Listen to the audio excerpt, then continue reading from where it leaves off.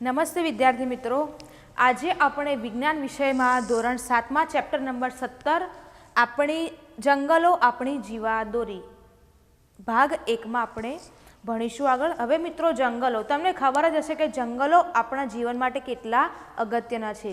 મોટાભાગનો ઓક્સિજન જો આપણને મળતો હોય તો તે જંગલોમાંથી જ મળે છે. અને જંગલોનું આજુબાજુનું તમે વાતાવરણ જોશો તમને કેવું એકદમ શાંત લાગશે અને કેવું એકદમ ચોખ્ખું લાગશે, જેમાં પ્રદૂષણ હશે નહીં. જંગલો છે વિદ્યાર્થી મિત્રો, એ ઘણા બધા પ્રાણીઓ પક્ષીઓનું શું એક રહેઠાણ પૂરું પાડે છે. હવે આપણે જોઈએ કે આકાશમાં રોજ સવારે પંખીઓ આવતા હોય અને પાછા જતા હોય, એટલે આવતા હોય જતા હોય એ ત્યાં પોતાના ઘર એટલે કે પોતાના જંગલ તરફ જતા હોય છે.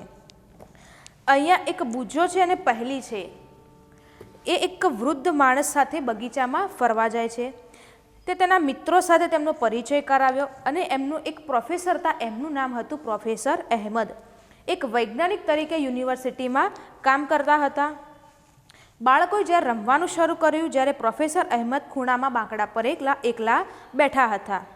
શહેરની એ ગોલ્ડન જ્યુબિલીની ઉજવણીમાં તેમણે ભાગ લીધેલ હોવાથી તેઓ થાકી ગયા હતા. હવે શહેરોની કોઈ એવી ઉજવણી થઈ હશે, ગોલ્ડન જ્યુબિલી ઉજવણી થઈ હશે, તેમાં બાળકોએ ભાગ લીધો હશે અને થાક્યા પાક્યા બાળકો આવીને ત્યાં બેઠા હશે. તેઓ ઉજવણી વિશે જાણવા માટે ઈચ્છતા હતા. પ્રોફેસર અહેમદે તેમને કહ્યું કે સાંસ્કૃતિક કાર્યક્રમ બાદ જ્યારે સાંસ્કૃતિક કાર્યક્રમ પૂરો થાય તેના પછી શહેરના બેરોજગાર લોકો છે, જે બેરોજગારીના પ્રશ્નો છે એના વિશે ચર્ચા કરી રહ્યા હતા. એક એમાંથી સૂચન આવ્યું કે શહેરની બહારનો જંગલનો જે વિસ્તાર છે એ સાફ કરીને ત્યાં એક ફેક્ટરી ઊભી કરવાની, જેથી જે બેરોજગાર લોકો હતા તેમને પોતાનો રોજગાર મળી રહે. પણ પ્રોફેસર અહેમદે કહ્યું કે ઘણા લોકો તેમાંથી વાંધો ઉઠાવે છે. પોતાના ખેતર વેચીને, પોતાની જમીન વેચીને અને જે સરકારના જે જંગલો છે એ કપાઈને ફેક્ટરી ઊભી કરવી એ એક ગુનો છે. આ સાંભળીને બાળકો સ્તબ્ધ થઈ ગયા કે કેમ ફેક્ટરી ઊભી નથી કરવા દેતા, એનાથી બીજાને જે ધંધો રોજગાર તો મળશે ને. એટલે પ્રોફેસર અહેમદે સમજાવ્યું કે જંગલો એ લીલા ફેફસા છે અને કુદરતનું જળ શુદ્ધિકરણ તંત્ર છે. જ્યાંથી પણ શુદ્ધિકરણ થાય છે તે બધું ત્યાં જંગલોમાંથી થઈને આવે છે. અને ત્યારે બાળકો એમ વિચારમાં પડી ગયા. પ્રોફેસર અહેમદે સમજ્યા કે બાળકોએ જંગલની મુલાકાત લીધેલી નથી, એટલે બાળકોને જંગલ વિશે કોઈ ખ્યાલ નથી. તો હવે પ્રોફેસર અહેમદ બાળકોને જંગલોની એક વિઝિટ કરાવે એટલે કે મુલાકાત કરવા માટે લઈ જાય છે. તો હવે આપણે જોઈએ જંગલની એક મુલાકાત. રવિવારની એક સવાર હતી, ત્યારે બાળકો છરી, બહિર્ગોળ લેન્સ, લાકડી, નોટબુક આ બધું લઈને પ્રોફેસર અહેમદ સાથે જંગલમાં જાય છે. જંગલમાં ચાલતા ચાલતા રસ્તામાં તેમની ઉંમરનો એટલે કે એક નાનકડો બાળક જેનું નામ હતું ટીબુ, એ ટીબુ તેને માસી સાથે ઢોર ચરાવવા ગયો હતો અને બાળક એકદમ સ્ફૂર્તિલો લાગતો હતો, એકદમ આનંદિત લાગતો હતો. એને પોતાના ઢોર ચરાવવામાં મશગુલ હતો. જ્યારે તેને છોકરાઓને જોયા, જ્યારે બધા છોકરાઓ જંગલની મુલાકાત લેવા માટે આવ્યા હતા અને તેને જોયા ત્યારે ટીબુ ખુશ થઈ ગયો અને તે તેમની સાથે ચાલવા લાગ્યો. હવે ટીબુ બધા લોકોને ક્યાં લઈ ગયો? જંગલના ઊંચાણવાળો જે વિસ્તાર હતો ત્યાં તેમને લઈ ગયો. હવે ટીબુએ હાથ કર્યો બધાને. બધા નાના નાના છોકરાઓ હોય તમારા જેવા તો શું કરે, આપણે ક્યાંક ફરવા લઈ જઈએ તો બહુ બધો અવાજ કરે. પણ જંગલ એક એવી જગ્યા છે જે બહુ શાંત હોય છે. ત્યાં વાતાવરણ બહુ શાંત હોય છે, એટલે ત્યાં તેમને અવાજ પસંદ ના હોય. જે પણ પ્રાણીઓ પક્ષીઓ રહેતા હોય તેમને શું થાય, ખલેલ પહોંચે છે. માટે આપણે કોઈ દિવસ જંગલની મુલાકાત લેવા ગયા હોય તો કોઈ અવાજ કરવો જોઈએ નહીં. એટલે કે ટીબુએ હાથ ઊંચો કરીને શાંત રહેવા માટે ઈશારો કર્યો, કારણ કે અવાજ કરીએ ત્યારે જંગલના પ્રાણીઓને ખલેલ પહોંચે છે. એટલે એ લોકોને ડર લાગે પ્રાણીઓનો કે ભાઈ હવે અમને કોઈ મારવા માટે આવ્યું છે, અમારે કોઈ શિકાર કરવા માટે આવ્યું હશે. એટલા માટે ટીબુએ કહ્યું કે તમે શાંત થઈ જાઓ. ટીબુ પછી તેમને એક ઊંચાઈવાળા વિસ્તાર ઉપર લઈ ગયો, જેથી જંગલનો બહોળો વિસ્તાર તમને જોઈ શકાય. જંગલ હોય અને બીજો એક ઢોળાવવાળો પર્વત જેવો પ્રદેશ હોય, ત્યાં ટીબુ તેમને ફરવા માટે લઈ ગયો. ત્યાંથી જંગલનો જે આખો વિસ્તાર હતો તે લોકો જોઈ શકતા હતા. બાળકોને નવાઈ લાગી કે જમીનને જે જોઈ જ શકતા નથી. એટલું મોટું જંગલ હશે, એટલા વિશાળ વૃક્ષો હશે કે નીચેની જે જમીન હતી, જે માટીવાળી જે જમીન હોય તે તેમને દેખાતી ન હતી. અને વૃક્ષોના મથાળા દ્વારા ભૂમિ પર જાણે લીલી ચાદર પથરાઈ ગઈ. અને મોટા મોટા ઘટાદાર વૃક્ષો હોય એટલે આપણે ઊંચાઈ પર ઊભા હોય ત્યારે આપણને એવું લાગે કે જાણે ધરતી માથે લીલી ચાદર પહેરી હોય એવું લાગે છે. જંગલનું પર્યાવરણ એકદમ શાંત હતું, ઠંડી ઠંડી લહેર આવતી હતી, જેથી બાળકો ખૂબ ખુશ થઈ ગયા અને તાજગીસભર થઈ ગયા. જ્યારે તેઓ નીચે ઉતરતા હતા ત્યારે અચાનક પક્ષીઓનો એક મધુર અવાજ સંભળાયો અને વૃક્ષોની ડાળીઓ પરથી કેટલાક સારા સારા અવાજો સાંભળીને, પક્ષીઓના મીઠા અવાજ સાંભળીને તે લોકો બધા ઉત્સાહિત થઈ ગયા. હવે ફરીથી ટીબુએ તેમને શાંત થવા માટે કહ્યું, કારણ કે અહીં સામાન્ય બાબત હતી કે અહીં શાંત રહેવું જોઈએ. તમે ક્યાંક જંગલમાં જતા હશો તો એવું લખેલું હશે કે ફૂલો, પુષ્પ કે ભાઈ પાંદડા કોઈ તોડવા નહીં, અને અહીંયા જે જાનવર હોય તેમને ખલેલ પહોંચાડવી નહીં, અવાજ જોરથી કરવો નહીં. આપણે કપડાં પણ પહેરીએ તો પણ એ કેવા હોવા જોઈએ? ડાર્ક કલરના હોવા જોઈએ, જેથી પક્ષીઓ કે પ્રાણીઓ હોય એ કલરથી આકર્ષિત થાય નહીં અને એમને ડર લાગે નહીં, એટલા માટે. પછી પ્રાણીઓ ઘણીવાર બીજા પ્રાણીઓને સાવધાન કરતા. જે પ્રાણીઓ હોય છે, વાંદરાઓ હોય છે, શું કરે? જે ઝાડ ઉપર હવે વાંદરા ઝાડ ઉપર જ રહે, તમને ખબર જ છે, અને ઝાડ ઉપર પક્ષીઓ પણ રહેવાના. પણ જ્યારે વાતાવરણ શાંત હોય ત્યારે વાંદરા તમને ખલેલ પહોંચાડતા નથી. પણ જ્યારે મનુષ્ય જાય છે અને જ્યાં પોતાનો અવાજ કરે છે, આડી અવળી હરકતો કરે છે, તેથી વાંદરા શું થાય? હલનચલન કરે. એટલે હલનચલનથી પક્ષીઓ પણ શું થાય? એ લોકો પોતાના ઝાડ પરથી ઉઠીને જતા રહે છે. એટલે ટીબુ એવું કહે છે કે અહીંયા વાતાવરણ શાંત રાખો, કારણ કે જે ઝાડ ઉપર પક્ષીઓ બેઠા હોય છે, વાંદરા તેમને શું કરે છે? ખલેલ પહોંચાડે છે. અને આપણે જોઈએ જંગલમાં તો ઘણા બધા પ્રાણીઓ હોય છે અને એ પ્રાણીઓ પોતાના અલગ અલગ અવાજોથી બીજા પ્રાણીઓને, પક્ષીઓને સચેત કરે છે કે હવે સાવધાન થઈ જાઓ, કોઈ અંદર જંગલમાં આવી રહ્યું છે. હવે પછી ટીબુએ એ પણ કહ્યું કે અન્ય પ્રાણીઓ પણ છે. રીંછ, જંગલી બળદ, શિયાળ, સાપ, હાથી વગેરે જંગલના ઊંડાણવાળા વિસ્તારમાં રહે છે. એટલે પ્રોફેસર અહેમદે કહ્યું કે અહીંયા ઊંડાણવાળા વિસ્તારમાં આપણે જવાની કોઈ જરૂર નથી. પહેલાંના ધોરણમાં તમે ભણી ગયા હશો કે ઘણા પ્રાણીઓ માટે જંગલ છે એ ઘણા પ્રાણીઓ, પંખીઓ, વનસ્પતિ માટે શું પૂરું પાડે છે? ઘર પૂરું પાડે છે. જે ભૂમિ પર બાળકો ચાલી રહ્યા હતા તે ભૂમિ ઉબડખાબડ હતી, એટલે કે ખાડા ખડબચિયાવાળી હતી અને તે ઘણી વનસ્પતિઓથી ઘેરાયેલી હતી. હવે જંગલમાં તો ઘણા બધા તમને ખબર છે વર્ષો સુધીના ઝાડ હોય, બહુ મોટા ઝાડ હોય, નાના ઝાડ હોય, છોડ હોય, ઘાસ હોય, નાના ઘાસ હોય, વેલા હોય, એ બધું તમને જંગલમાં જોવા મળે છે. તો અહીંયા આ જંગલમાં તેમને કયા કયા જોયા? ટીબુએ સાલ, સાગ, સેમલ, સીસમ, લીમડો, ખાખરો, અંજીર, ખેર, આંબળા, વાંસ, કાચનાર વગેરે ઓળખવામાં મદદ કરી. કારણ કે બાળકો જંગલની મુલાકાત પહેલી વખત લીધી હતી એટલે તે આ વૃક્ષોને ઓળખી શકતા ન હતા. એટલે ટીબુએ શું કર્યું કે બધા જે વૃક્ષો હતા તેની ધીમે ધીમે ઓળખાણ અપાઈ. હવે પ્રોફેસર અહેમદ એમને કેટલાક વૃક્ષ, ક્ષુપ, જડીબુટ્ટીઓ એટલે કે ઔષધિઓના ઘાસને ઓળખાવ્યા. બાળકો તો નાના હોય એટલે ઓળખી શકે નહીં, એટલે પ્રોફેસર અહેમદે તેમને મદદ કરી. હવે વૃક્ષો પર કેટલાક વેલાઓ, હવે આપણે ક્યાંય જતા હોઈએ કે ભાઈ આ વાડી હોય, આપણે કોઈના ખેતરમાં જતા હોય તો બહાર વાડ હોય, તો વાડ પર શું હોય? અજાણ્યા વેલા, ગમે તે વેલા કે લતાઓ બધી શું હોય? વીંટળાયેલી હોય છે. એટલે કે આ જંગલના ઝાડ પર પણ કેટલાક વેલાઓ, લતાઓ છવાયેલી હતી.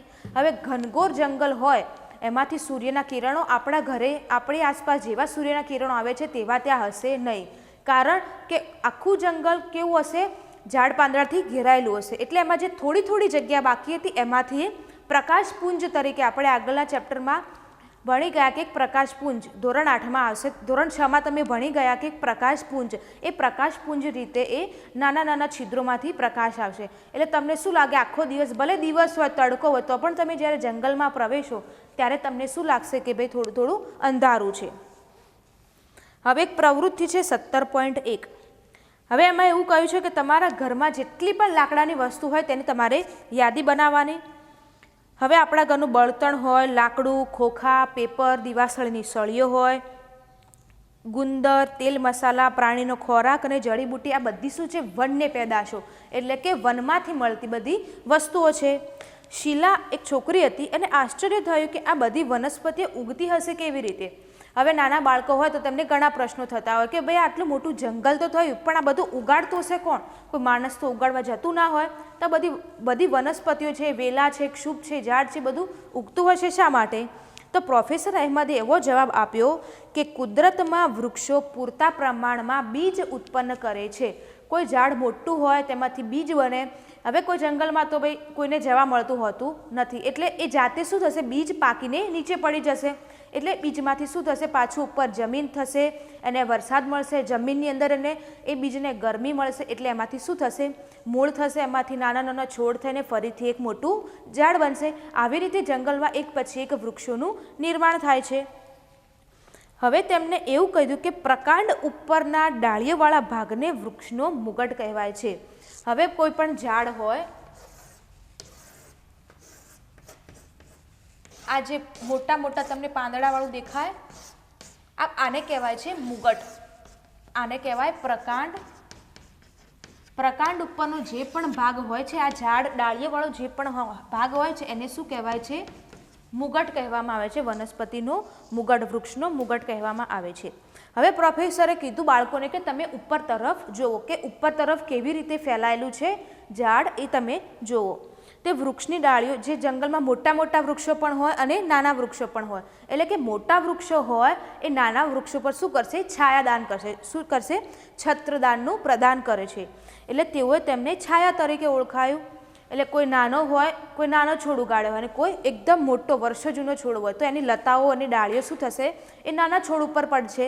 એટલે શું થયું કે તેમને, પ્રોફેસર અહેમદે તેમને કહ્યું કે આને છાયા તરીકે ઓળખીશું. હવે પ્રવૃત્તિ 17.2 છે. તમારા પડોશમાં આવેલા જંગલ કે બગીચાની મુલાકાત લેવાની, વૃક્ષોનું અવલોકન કરો અને તેમને ઓળખવાનો પ્રયત્ન કરો. હવે તમે આમાં કોઈ વડીલની પર સલાહ લઈ શકો છો. એવું જરૂરી ના હોય કે આપણને બધા વૃક્ષોના નામ આવડતા હોય, બધું જ આવડતું હોય.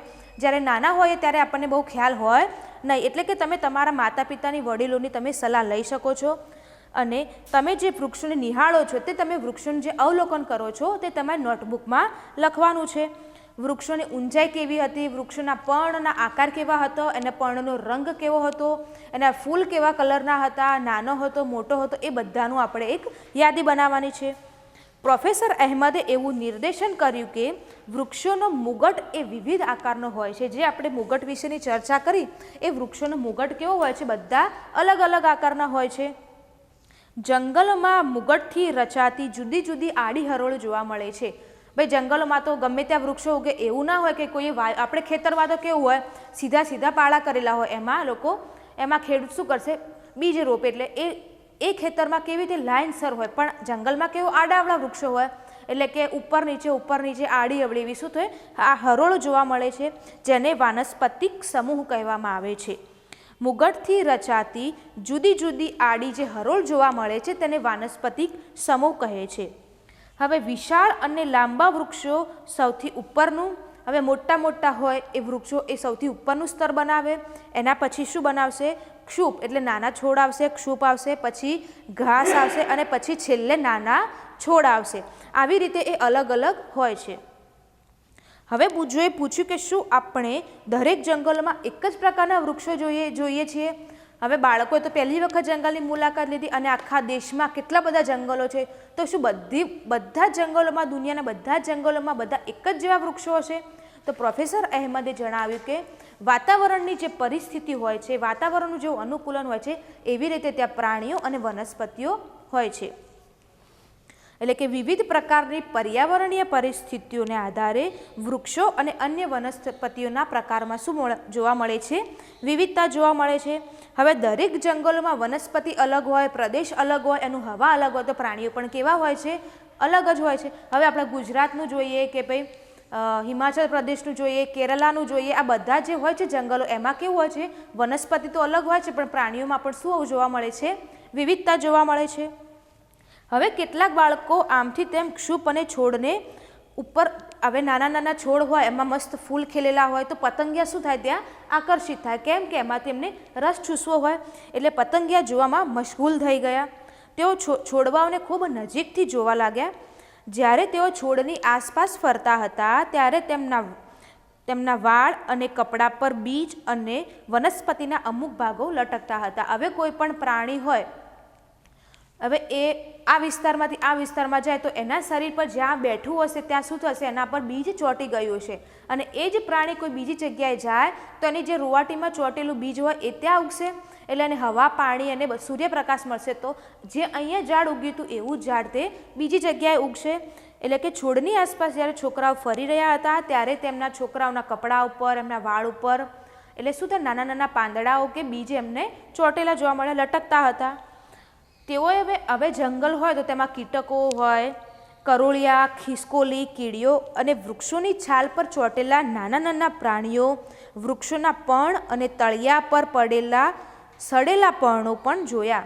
હવે તમે જુઓ કે જ્યારે જંગલમાં જાઓ ત્યારે નીચેનું જે આખું લેયર હોય છે, જે જમીનનું સ્તર હોય છે, એ આખું પાંદડાથી ઘેરાયેલું જોવા મળે. તમને જમીન જોવા મળશે નહીં. જે પાંદડા ખરતા જાય એમ નીચે એનું સ્તર બનતું જાય છે. એ પાંદડા હંમેશા કેવા કલરના? કથ્થઈ કલરના દેખાય છે. હવે જંગલનું તળિયું ઘેરા રંગનું, મૃત અને સડેલા પર્ણો, ફળ, બીજ, ડાળીઓ અને નાના છોડવાઓથી આવરિત હતું. હવે મેં કીધું એમ કે નીચેનું સ્તર આખું કેવું હોય? સડેલા પદાર્થો હોય.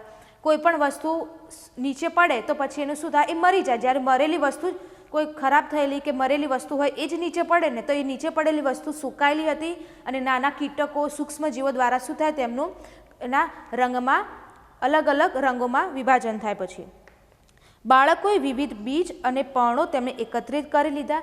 બાળકોએ પોતાના એક અલગ અલગ નમૂના કર્યા કે ભાઈ મારે આ લેવો છે, આ લેવો છે, એમ અલગ અલગ ઝાડના નમૂના એમને એકત્રિત કર્યા. અને મૃત પર્ણોના આવરણ પર ચાલતી વખતે જ્યારે નરમ ગાલીચા પર ચાલતા હોય તેવું લાગવા લાગ્યું. કેમ કે વર્ષોથી ઘણા બધા પાંદડા પડતા ગયા તો શું થઈ જાય? એક પાંદડાનું સ્તર તૈયાર થઈ જાય છે. અને જ્યારે બાળકો આપણે ચાલતા હોય, આપણે ચાલીએ કે કોઈ ગમે તે ચાલે તો ત્યાં શું લાગશે? એમને નરમ ગાલીચા જેવું લાગશે. પછી બાળકો એવું પૂછે છે કે ભાઈ, પ્રોફેસરને એવું પૂછે છે કે પ્રોફેસર, શું આ જે આપણે ચાલીએ છીએ, જે પદાર્થ પર, જે જમીન પર ચાલીએ છીએ, શું અંદર એ જે સડેલો પદાર્થ છે એ શું ગરમ હશે? એ બાળકોએ પૂછ્યું કે શું આ જે સડેલો પદાર્થ હોય એ ગરમ હોય છે? તો હવે આ જાણવા માટે પ્રોફેસર અહેમદ એમને એક પ્રવૃત્તિ કરવા માટે કહ્યું. એમને પ્રવૃત્તિ કરવા માટે કીધું કે એક ખાડો ખોદો, એમાં કચરો નાખવાનો, આપણો ઘરનો કચરો હોય, શાકભાજીનો કચરો હોય કે પર્ણ હોય એ નાખવાનું. પછી એના પર શું નાખવાનું? માટી નાખવાની. એ માટી નાખીને પછી જે શાકભાજીનો કચરો હતો, પર્ણનો કચરો, તે બધાને માટીથી ઢાંકી દેવાનું. પછી તેમાં રોજ થોડું પાણી, જેમ જેમ માટી સુકાતી જાય તેમ તેમ એમાં પાણી ઉમેરતા જઈએ છીએ. અને 3 દિવસ પછી એ ઉપરનું માટીનું સ્તર દૂર કરવાનું. અને પછી અંદર જોવાનું, એ ખાડામાં જોવાનું કે તમને શું અંદર ગરમાવ લાગે છે કે નહીં, તે તમારે અનુભવવાનું છે. હવે પહેલીએ પ્રોફેસરને પૂછ્યું કે અહીં તો ઘણા બધા વૃક્ષો છે, ઘણા જંગલો પણ છે, તો પછી ફેક્ટરી માટે થોડા ઘણા ઝાડ કાપી નાખીએ તો શું ફરક પડી જાય? હવે નાના બાળક હોય તે બિચારા પૂછે એમ સામાન્ય રીતે, ખબર ના પડે એટલે કે ભાઈ આટલા બધા જંગલો છે, એમાંથી 2-3 જંગલો કપાઈ જશે તો શું ફરક પડી જશે? તો પ્રોફેસર અહેમદે કહ્યું કે તમે સ્વયંપોષી, પરપોષી અને મૃતોપજીવી વિશે સાંભળ્યું છે. સ્વયંપોષી એટલે જે પોતાનો ખોરાક જાતે બનાવે છે, પરપોષી એટલે કે જે બીજા ઉપર આધાર રાખે છે, અને મૃતોપજીવી એટલે કે સૂક્ષ્મજીવો, ફૂગો, એ બધા મૃતોપજીવીમાં આવે. એટલે કે જે સડેલો પદાર્થ છે, જે મરેલો પદાર્થ છે એ એના ઉપર આવૃત હોય છે, એનામાંથી પોતાનો ખોરાક મેળવતા હોય છે. હવે વનસ્પતિ ખોરાક કેવી રીતે બનાવે છે તે મેં આગળ ભણી ગયા છે કે સૂર્યની હાજરીમાં પ્રકાશ સંશ્લેષણની ક્રિયા દ્વારા શું કરે છે? તે પોતાનો ખોરાક જાતે બનાવે છે. હવે આ બધા પ્રાણીઓ જે છે એ શેના પર આધાર રાખે છે? વનસ્પતિ પર આધાર રાખશે. અને શાકાહારી હોય કે માંસાહારી, રાખે તો શેના પર નિર્ભર હોય? વનસ્પતિ પર જ નિર્ભર હશે. હવે વનસ્પતિ પર નભનારા સજીવો એટલે કે જે વનસ્પતિ ખાઈને જીવે છે એવા સજીવો એ બીજા સજીવો દ્વારા ખોરાકમાં લેવાય છે. ધારો કે હવે આખા આપણા પર્યાવરણમાં એક આહાર શૃંખલા રચાયેલી હોય છે. એટલે કે સૌથી પહેલાં વનસ્પતિ પોતાનો ખોરાક બનાવશે, બરાબર? એટલે કે ઘાસ કહો કે તમે, વનસ્પતિ. આને કોણ ખાશે? કીટકો, નાના જીવડા, એ બધું ખાશે. હરણ હોય જે શાકાહારી હોય, કે જે વનસ્પતિ ઉપર નભતા હોય. હવે આ કીટકોને કોણ ખાશે? હવે દેડકો ખાશે. ઘાસને કોણ ખાશે? કીટકો. અને કીટકો હોય કે ભાઈ નાના નાના બીજા હોય એને કોણ ખાશે? દેડકો ખાશે. હવે દેડકાને કોણ ખાશે? સાપ ખાશે. અને સાપને બધાને કોણ ખાશે? સમડી હોય, બાજ હોય, ગીધ, આ બધા શું કરશે? એ એકબીજા, એટલે કે આખી આપણી જે પર્યાવરણ છે એમાં એક આહાર શૃંખલા, અને શું કહેવાય? આહાર શૃંખલા રચાય છે.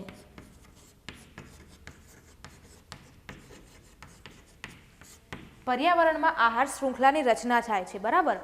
હવે બાળકો એમ કહે છે કે હવે કોઈને ખબર ના હોય, જો આપણે આમાંથી કોઈ એક, ધારો કે આપણે ઘાસને દૂર કરી દીધું, બરાબર, આહાર શૃંખલામાંથી ઘાસને કાઢી નાખ્યું, એટલે કે ક્યાંય વનસ્પતિ ઉગતી જ નથી. એ એવો એરિયા હતો કે ક્યાંય વનસ્પતિ ઉગતી જ નથી, એટલે કે ઘાસ પણ ઉગતું નથી. તો શું કીટકો જીવી શકશે? નહીં જીવી શકે. શું કીટકોને દેડકા ખાઈ શકે? ઘાસ નહીં હોય તો કીટકો પણ નહીં હોય, કીટકો ના હોય તો દેડકા પણ ના થાય, અને દેડકા ના હોય તો આ સાપ પણ, આ બધું શું થાય? આહાર શૃંખલા ખોરવાઈ જશે. એટલે કે આખા જે પર્યાવરણ છે આપણું, એમાં આહાર શૃંખલા જે હોય છે એ બધા એકબીજા પર નિર્ભર હોય છે. જો એમાંથી એક પણ ઘટકને કાઢી લેવામાં આવે તો આખી આહાર શૃંખલા શું થાય છે? તૂટી જાય છે. હવે પ્રોફેસર અહેમદે બાળકોને જમીન પરથી એક પર્ણ ઉઠાવ્યું અને તેને જે બહિર્ગોળ લેન્સ લઈ ગયા હતા એનાથી એમનું અવલોકન કરવા માટે કીધું. તો બાળકોએ જ્યારે અવલોકન કર્યું તો ત્યારે એ જે સડેલું પર્ણ હતું એના પર નાની નાની ફૂગ એટલે કે મશરૂમ જોવા મળી હતી, અને એનામાં એકદમ ઝીણા ઝીણા ઝીણા જીવજંતુઓ હોય એનું એક સૈન્ય એટલે કે એક શું કહેવાય જૂથ જોવા મળ્યું હતું. જેમ કે કીડીઓ હોય, ઢાલિયા જીવડાઓ હોય, એ બધા એમને સડેલા પાંદડા પર જોવા મળ્યા હતા. હવે તમને નવાઈ લાગી કે આ સજીવો તેમાં કેવી રીતે જીવે છે. ત્યારે પ્રોફેસર અહેમદે સમજાવ્યું કે નરી આંખે સરળતાથી જોઈ શકાતા સજીવો ઉપરાંત પણ સૂક્ષ્મ જીવો જમીનમાં રહે છે. આપણે જેને જોઈ શકીએ છીએ મોટા પ્રાણીઓ એ પણ હોય છે, અને જે નથી જોઈ શકતા નરી આંખે એટલે કે આપણી આંખેથી જોઈ શકતા નથી એવા પ્રાણીઓ પણ જમીનમાં રહે જ છે. પહેલીને એવું આશ્ચર્ય થયું કે ફૂગ અને સૂક્ષ્મજીવો શું ખાઈને જીવતા હશે?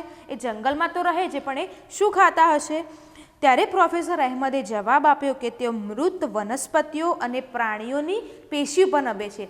એટલે કે જે સડેલા પર્ણ હોય, કોઈ જંગલમાં કોઈ શિકાર કરે, વાઘ સિંહે કોઈ શિકાર કરીને કોઈ જાનવરને મારી નાખ્યું હોય, તો એ પ્રાણી મરેલું પડ્યું હોય તો શું કહે છે? એ બધા એને એના પર નિર્ભર હોય છે, ત્યારે નિર્ભર હોય છે, અને તેને શું કરે છે? એક ઘેરા રંગમાં એટલે કે કથ્થઈ કલરમાં એમને રૂપાંતર કરે છે, જેને સેન્દ્રિય પદાર્થમાં કહેવામાં આવે છે.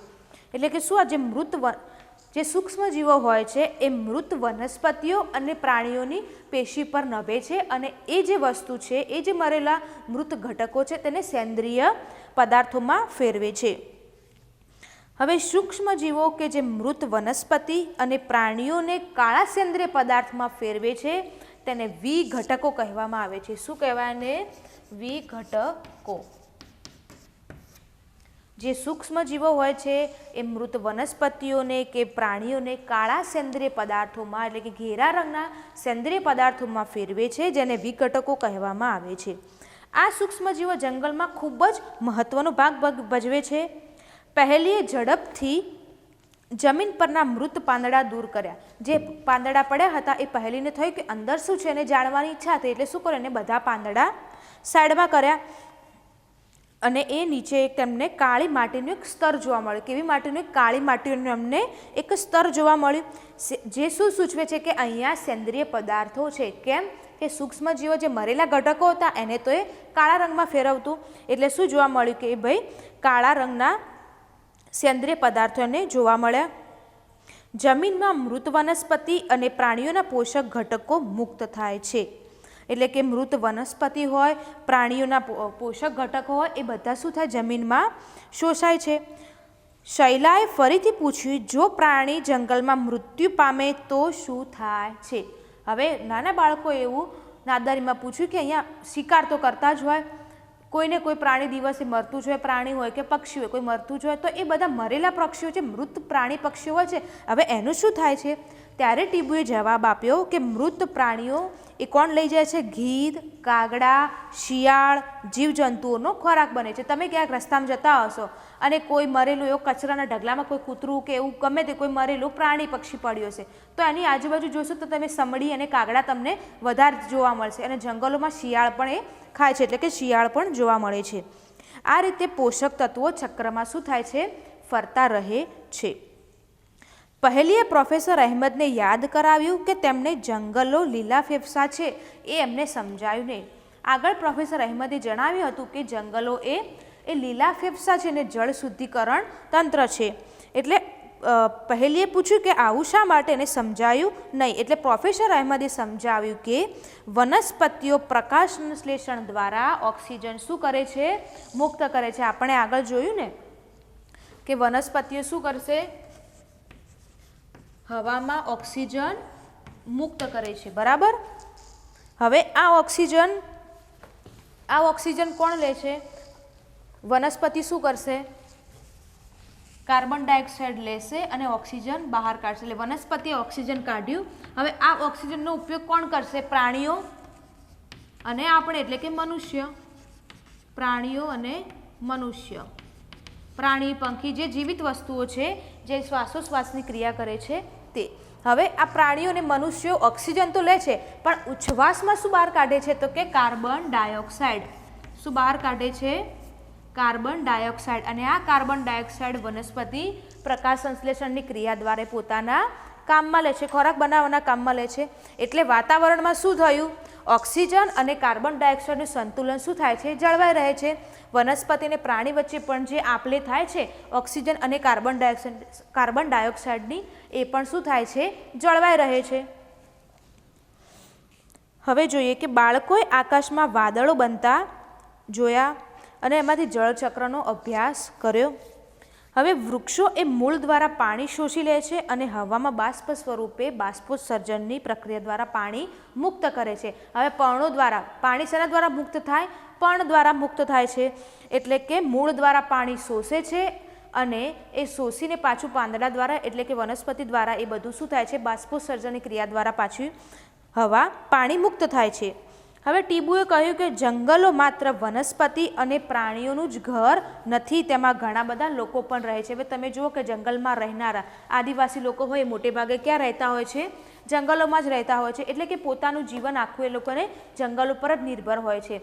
કોઈ સવારે બળતણ માટે લાકડા હોય, ફળ ફૂલ હોય, એ બધું એમને ક્યાંથી મળે છે, કંદમૂળ, એ બધું ક્યાંથી મળે છે, લોકોને જંગલમાંથી જ મળે છે. એટલે કે ખાલી પશુ પક્ષીઓનું જ ઘર નથી, એમાં માણસો પણ વસવાટ કરે છે.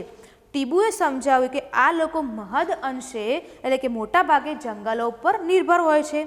જંગલો તેમને ખોરાક, રહેઠાણ, પાણી અને દવાઓ પૂરી પાડે છે.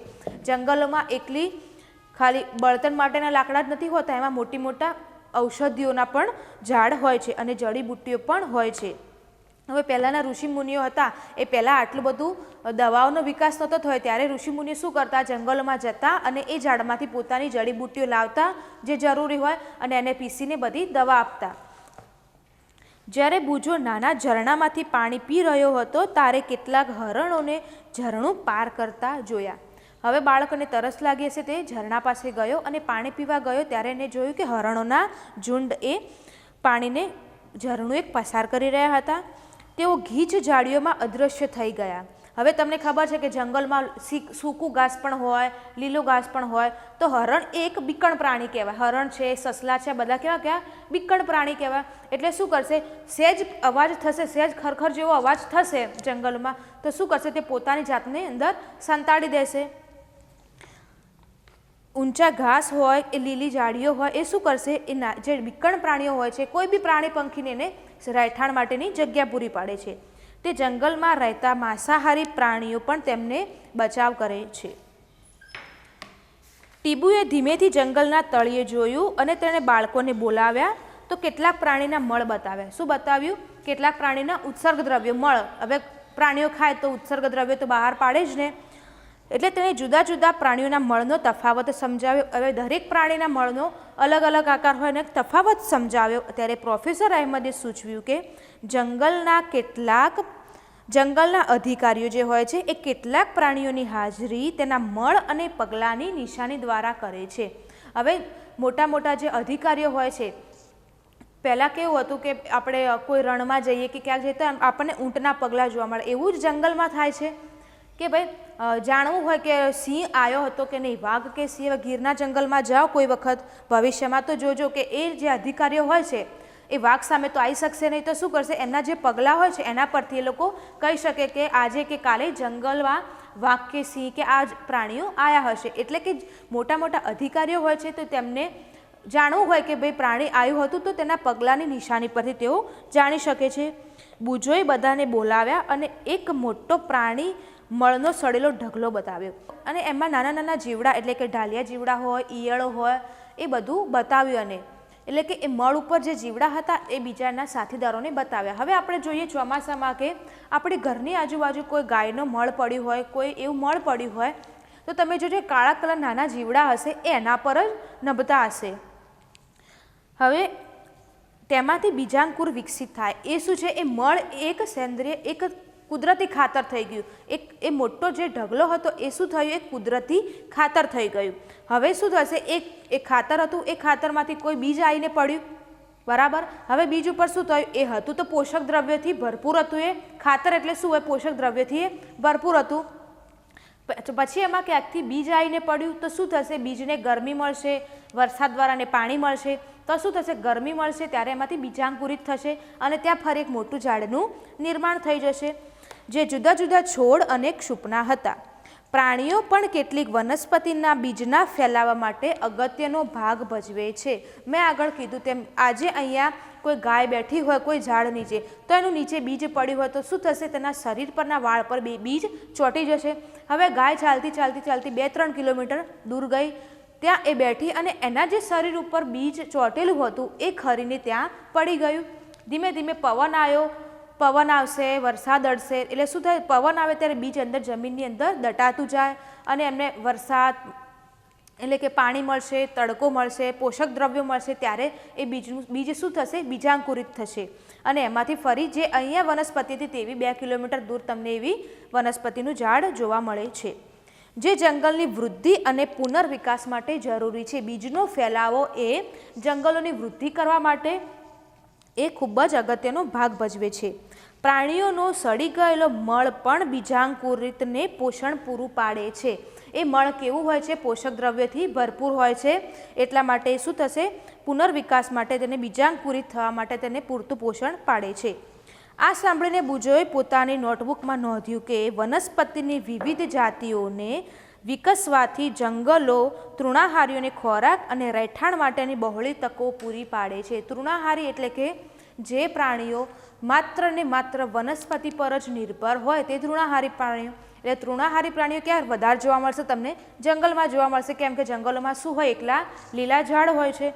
એટલે કે બધા એ તૃણાહારી પ્રાણીઓને પણ પોતાનું રહેઠાણ પૂરું પાડે છે.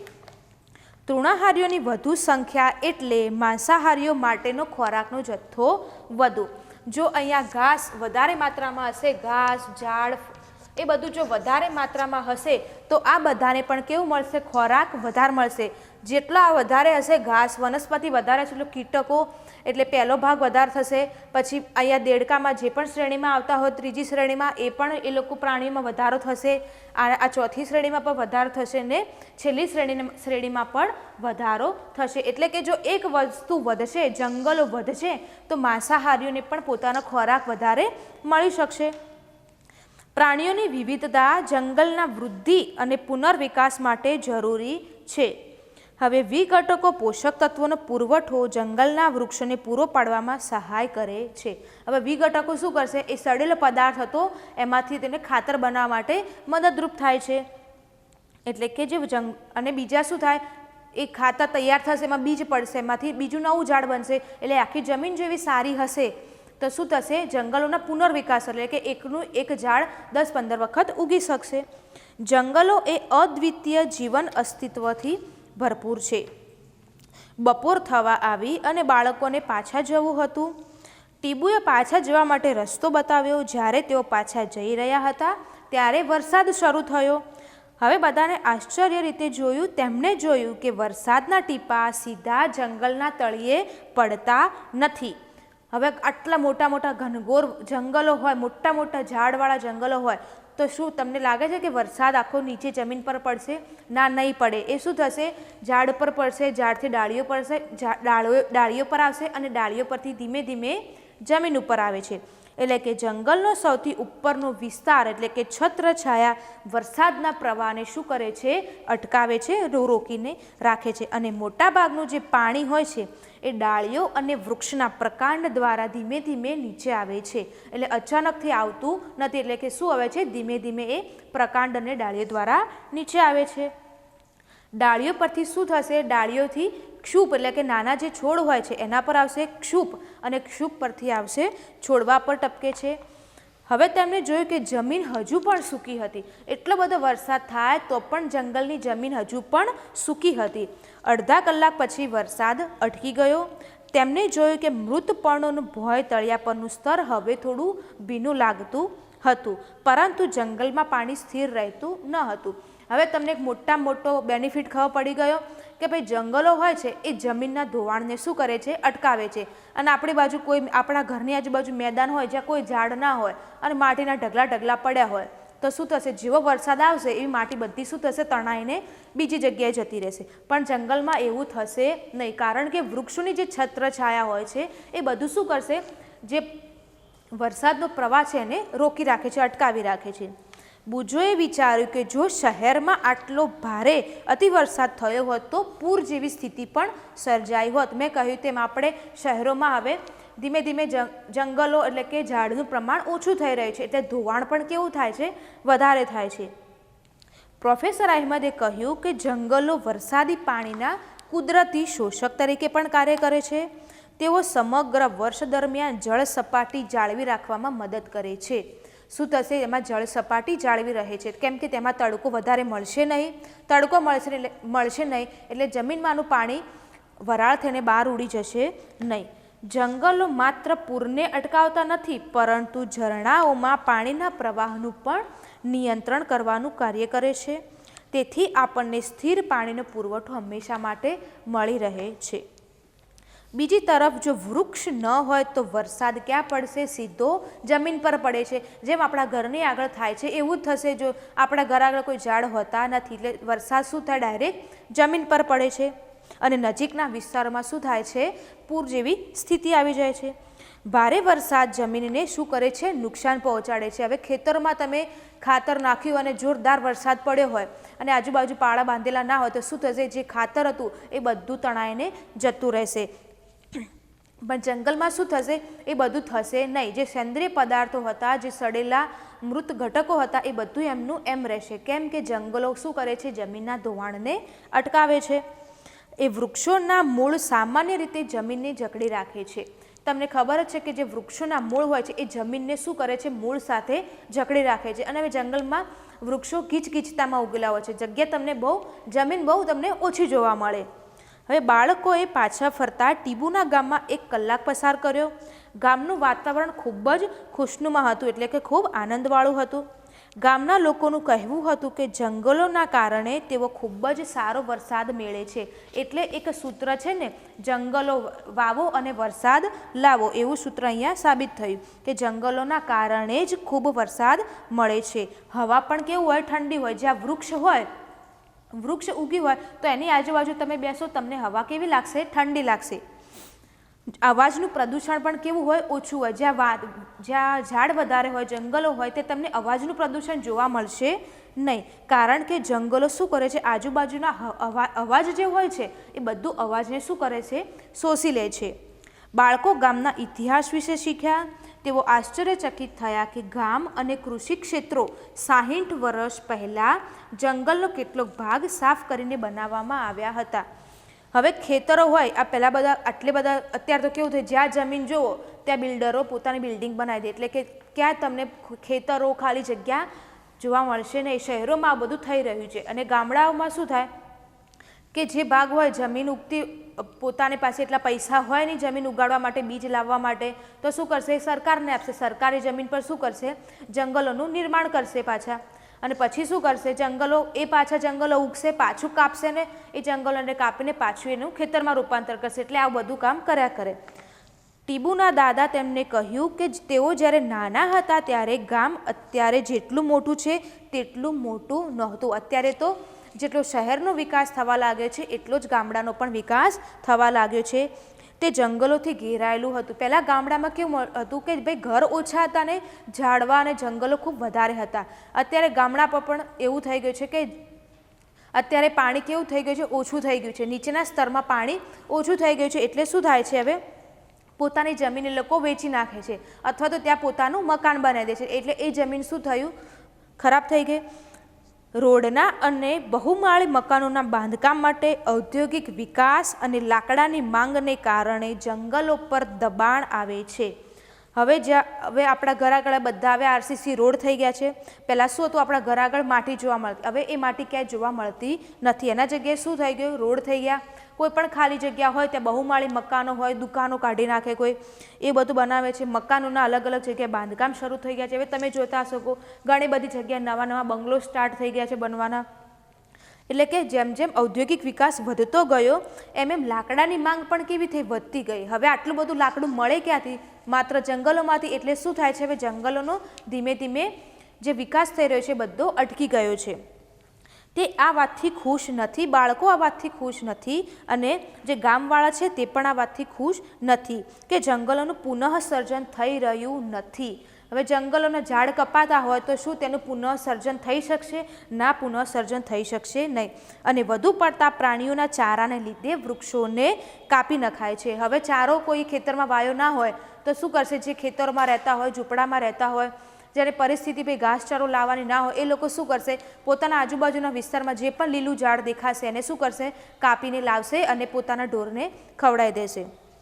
પ્રોફેસર અહેમદે કહ્યું કે જો આપણે ડાયપણથી કામ લઈશું, સમજદારીપૂર્વક કામ લઈશું, તો જંગલોને અને પર્યાવરણને પણ આપણે સાચવી શકીશું અને આગળની પેઢીને આપણે ઓક્સિજન વધારે આપી શકીશું. જો જંગલો નહીં હોય, વૃક્ષો વધારે નહીં હોય તો હવા શુદ્ધ રહેશે નહીં.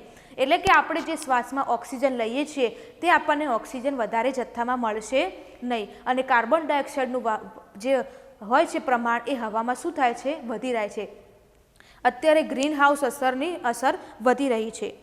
હવે મુલાકાતને અંતે પ્રોફેસર અહેમદે બાળકોને જંગલના મહત્ત્વ વિશે પૂછ્યું. હવે આપણે સર ટીચર હોય સ્કૂલમાં, એ આપણને પૂછે કે ભાઈ જંગલોનું મહત્ત્વ શું છે, તો બાળકોએ કહ્યું કે જંગલો ઓક્સિજન આપે છે. સૌથી મોટાભાગનો ઓક્સિજન આપણને જંગલોમાંથી જ મળે છે. તેઓ જમીનને બચાવે છે, એટલે કે જ્યારે વરસાદ પડે તો જંગલોમાં સીધો વરસાદ પડતો નથી, એ પાંદડા પર પડશે, ડાળી પર, પ્રકાંડ પર, ક્ષુપ છોડ પર, અને પછી ધીમેથી જમીન પર આવે છે. એટલે કે જમીનનું શું થાય, ધોવાણને પણ અટકાવે છે અને વિશાળ વર્ગના પ્રાણીઓને રહેઠાણ પૂરું પાડે છે. હાથી, જીરાફ, ઊંટ હોય કે ગમે તે નાના મોટા પ્રાણીઓ, પક્ષીઓ હોય, એમને શું કરે છે, રહેઠાણ પૂરું પાડે છે. જંગલો નજીકના વિસ્તારમાં સારો વરસાદ લાવે છે. હવે તમે કેરળમાં જુઓ, કેમ કેરળમાં ને બાજુ વધારે વરસાદ આવે છે ને આપણે ઓછો વરસાદ આવે છે. આપણી બાજુ જંગલો શું થાય છે, ધીમે ધીમે ઓછા થઈ રહ્યા છે, અને કેરળમાં જંગલો એટલા બધા છે એટલા માટે ત્યાં વાતાવરણ હંમેશા કેવું હોય, ઠંડુ હોય છે, અને સૂરજનું પણ જે કિરણો હોય છે એ વધારે અડતા નથી હોતા. તેઓ ઔષધીય વનસ્પતિઓ, લાકડું અને ઘણી ઉપયોગી પેદાશોનો સ્ત્રોત છે. ઔષધીય વનસ્પતિઓ પણ ઘણી ખરી ત્યાં મળે છે. પહેલાંના જમાનામાં જે ઋષિમુનિઓ હતા, જે વૈદ્ય લોકો હતા, એ પોતાની દવાઓ જાતે બનાવતા, જેને આયુર્વેદિક દવા તરીકે ઓળખીએ છીએ. વનસ્પતિ જોઈતી હોય, કોઈ લાકડા જોઈતા, બળતણ માટેના લાકડા જોઈતા હોય, એ બધું આપણને ક્યાંથી મળે છે, જંગલોમાંથી જ મળે છે. એટલે આપણે શું કરવું જોઈએ, જંગલોની જાળવણી કરવી જોઈએ. જો જંગલો હશે તો આપણે સારી રીતે જીવી શકીશું અને આવનારી પેઢીને પણ આપણે સારું એવું ભવિષ્ય આપી શકીશું. અહીંયા પાઠ પૂરો થાય છે. નમસ્તે.